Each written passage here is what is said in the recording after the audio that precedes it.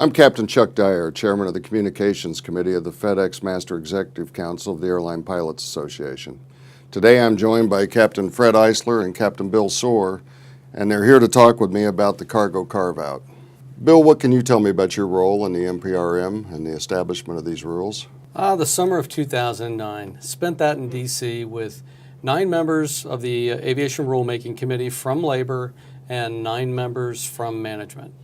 So on the other side for FedEx was Jim Bowman, the Vice President now of Air Ops. We looked at all sides of the issue. We had Science Day, where we had the leading fatigue scientists in the world come in and educate us all on fatigue and how it affects everyone the same, and they were unanimous in that, regardless of what you're carrying, passengers, cargo. All pilots are human. It affects all pilots the same. Fatigue does.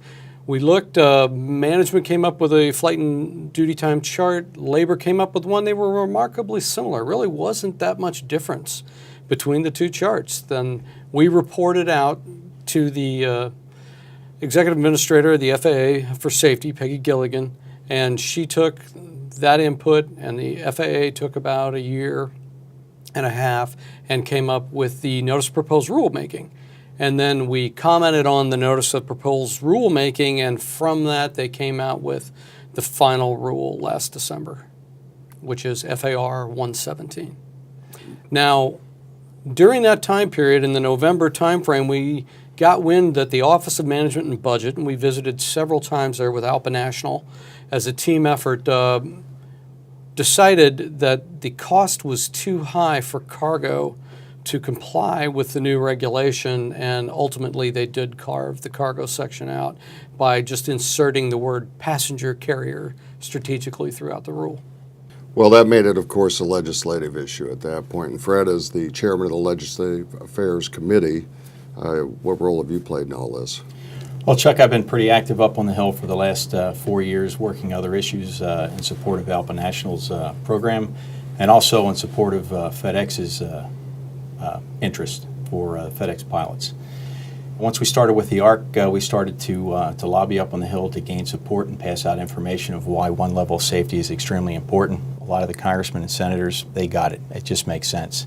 So for the last 18 months, we've been up on an informational type of campaign to educate the lawmakers as to why this is so important, especially since the rules haven't changed for 50 years and now that they're going to be science-based. Most recently, as Bill mentioned, when the FAA came out with the final ruling for the Part 117 and it excluded cargo, just as much as the NTSB was quite shocked about that, as we were also pretty dismayed, since we went through a process of educating as many congressmen and senators and their staff. But we do have a plan for success, and so far we're on track to get a bill to come out to essentially achieve one level of safety for the FedEx pilots, UPS pilots, and all of the flying public. Are you surprised at how fast this has come about? Our success on the Hill, we don't have the backing as much larger unions or companies. We have to have a righteous argument. And the opportunity to get in and talk with folks in a very simple thing as a pilot, share the facts of what's going on, you tell them the truth, and they get it. So I'm not surprised. I have not had anybody disagree that there's importance of having one level of safety, of having everybody flying in the same arena, same airport environment, to have the same coverage of fatigue rules. Everybody gets that, from staffer to congressman. Now there's the political challenges of how things work up on the Hill, and we're dealing with that. But I'm not surprised. Okay. Bill, why do you believe it's important that our pilots be included in this rule? A couple of reasons, Chuck. First off, let me say that we at FedEx ALPA have been the leaders in fatigue mitigation and work rules. So we have good work rules. In a lot of cases, our work rules exceed what the new Part 117 has. However, if Part 121 are the FAR limits we work under, which are much wider than 117. For instance, at night, you can report for work at 9 p.m. and work 16 hours under FAR 121. Under FAR 117, you can't do that. So it brings the floor substantially, it raises the floor under our contract with FAR Part 117. Now the other part is you don't ever want to be left in a test bed. 121, if they want to do any tweaking of the rules going forward, you're there with all the other cargo players. That's all that's there. If I want to test something out as the FAA, that's where I'm going to go. So something like unmanned vehicles, whatever it is they want to test out, the logical place would be 121, right? So we want to be included with the rest of the piloting profession in Part 117. I know that some of our guys have concerns about this, and they're obviously looking at how it'll affect their life in particular, and it's obviously fair to take that position. The concern I've heard out in the crew room is about the hub turn, the conditions for limiting the number of night hub turns. Is there any enlightenment you can share on what you think that will create? Well, first of all, people need to understand that there was a difference between the MPRM and the final rule. In the final rule, you can get to 5 nights.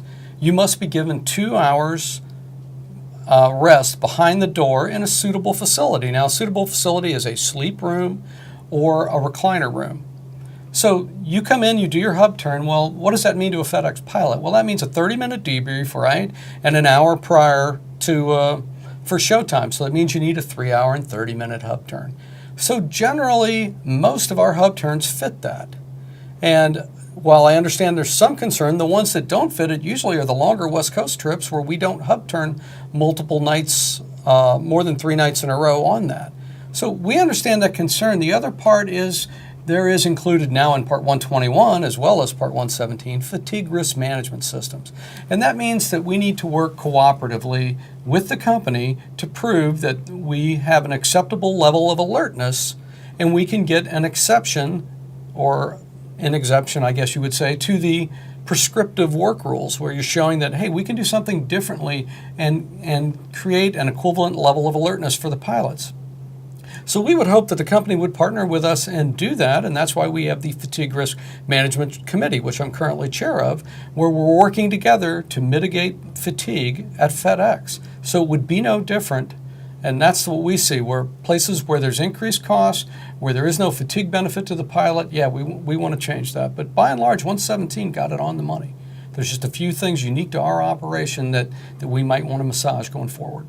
The other concern I hear out there is commuting, and guys are concerned that it would interfere with their ability to get to work and their lifestyle, quite frankly. 117, language in 117 about commuting right now? Now, there's no language in 117, just as there's no language in 121. But you never know what the future is going to hold in terms of regulating the future in commuting. It's my understanding that nobody really wants to regulate commuting.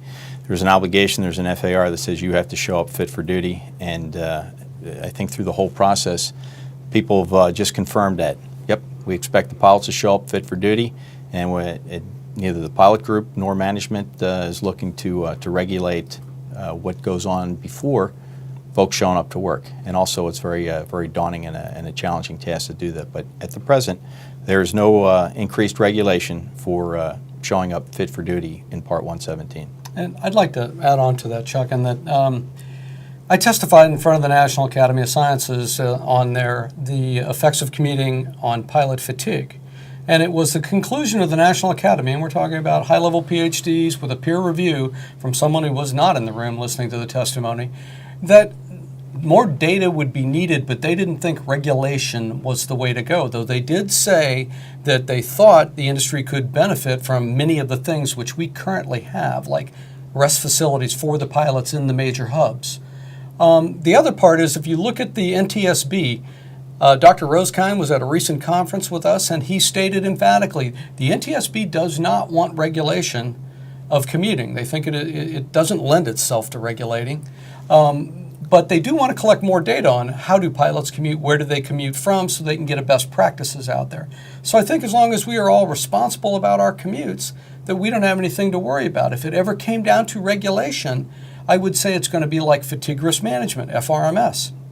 When they put FAR 117 out, they amended FAR 121 to include FRMS because they saw FRMS as the way of the future. They wanted all pilots subject to it. I can almost guarantee you if they went to regulation of commuting, it would apply to us regardless of what FAR we're under. Fred, any final thoughts? No, I just think that it's important to achieve one level of safety. I know we have a different operation, but on the legislative front, we're doing everything we can to educate the folks that make those decisions.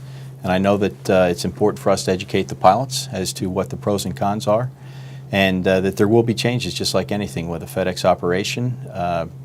You can't change the work rules and all of a sudden have a static flight schedule. There are changes coming up, but these are science-based type of rules. These rules haven't changed for 50 years, and FedEx has an outstanding contract. I think we have the best work rules in the industry, but this will also raise the floor as to, God forbid something should happen in the future. We can't predict the future, but we would never want, if we had to fly the FARs, that would be a sad state, and it's good to augment the FARs should that ever come down. I know Delta, United, and the folks right after 9/11 never envisioned having to fly the FARs, or not that they do that, but their contracts change, and this is the right thing to do. Bill, the last word's yours. Well, Chuck, I agree with everything Fred just said, that, 117 provides a much higher floor for fatigue mitigation, and frankly, cargo's been cut out of a lot of things over the years. TCAS comes to mind, and we're always just one accident away from suddenly being included. So we're looking at this, and we're looking to mitigate any ill effects that it might have on us, but it's the wave of the future. Well, Bill, Fred, thanks a lot, guys. Appreciate you stopping by. All of you out there, we appreciate you taking the time to view this video and stay informed. This is a complicated issue. There'll be a lot of information going forward to continue to inform you about this issue and how it affects us, and we're going to do our best to share that information with you. Till next time, stay safe.